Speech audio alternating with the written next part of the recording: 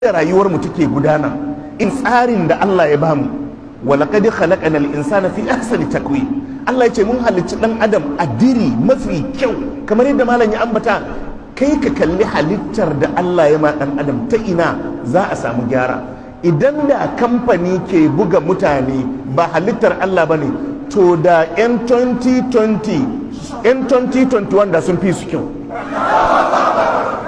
Duk shekara za a samu sabon tsarin kira na sabbin mutane, to amma sai ya zama wannan ita ce halittar tuntuni, kuma an rasa samun wanda zai ci gyara a halitta.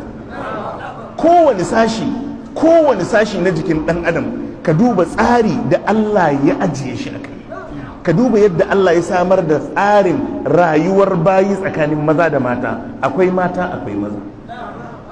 Inda ba mata da akwai matsala, inda ba maza mata akwai matsala. Akwai ɓangaren rayuwa da gudanarta wadda ba wadda zai iya ba da gudumawa a wannan ɓangaren sai mata. Su kuma mata akwai ɓangaren rayuwa wadda ba mai iya ba da wannan gudumawar sai maza. Sannan duk abin da ɗan adam yake bukata a rayuwa, Allah a Ƙur'ani ya ce wa ka ayyin min dabbatin la tahmilu rizqa Allahu yarzuquha